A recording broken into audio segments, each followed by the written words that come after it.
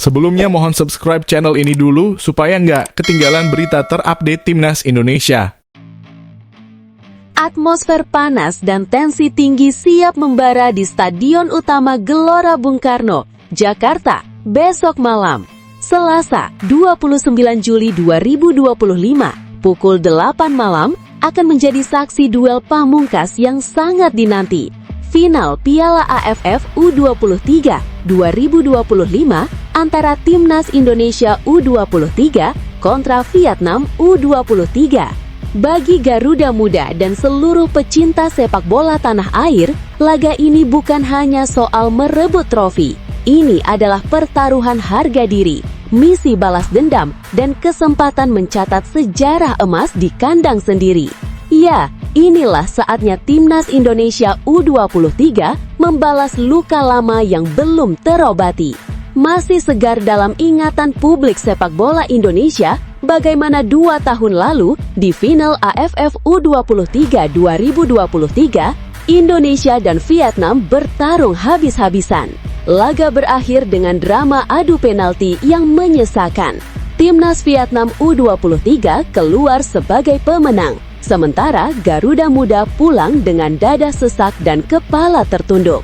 Kini momen itu hadir kembali. Lawan yang sama, di panggung yang sama, final. Tapi kali ini dengan latar berbeda, di hadapan puluhan ribu supporter merah putih yang memadati SUGBK. Meski pertandingan ini syarat makna, Ketua Umum PSSI Erick Thohir mengambil pendekatan bijak. Ia menyatakan tak membebankan target juara kepada pelatih anyar Timnas U23, Gerald Vandenberg. Ultimatum untuk wajib juara enggak, kami semua berproses, ujar Erick Thohir pada Jumat 25 Juli 2025.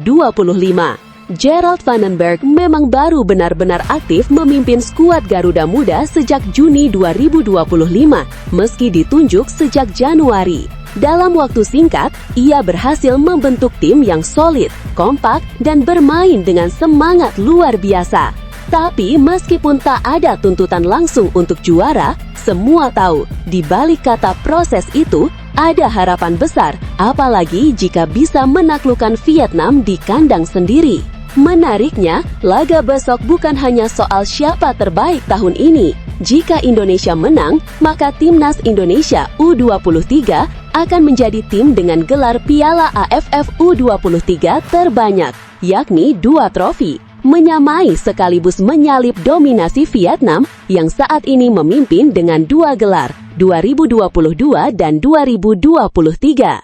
Sebaliknya, jika Vietnam menang, mereka akan mencatat sejarah sebagai tim pertama yang mampu meraih hat-trick juara AFF U23 3 kali beruntun. Maka bisa dibayangkan betapa besarnya gengsi pertandingan ini bagi kedua negara. Bermain di SUGBK jelas menjadi keuntungan besar bagi Garuda Muda. Dukungan ribuan supporter akan menjadi suntikan energi luar biasa. Namun di balik itu juga ada tanggung jawab besar untuk tidak mengecewakan publik sendiri. Vietnam dengan segala reputasinya tentu bukan lawan mudah. Mereka datang bukan untuk kalah, melainkan untuk mengunci sejarah.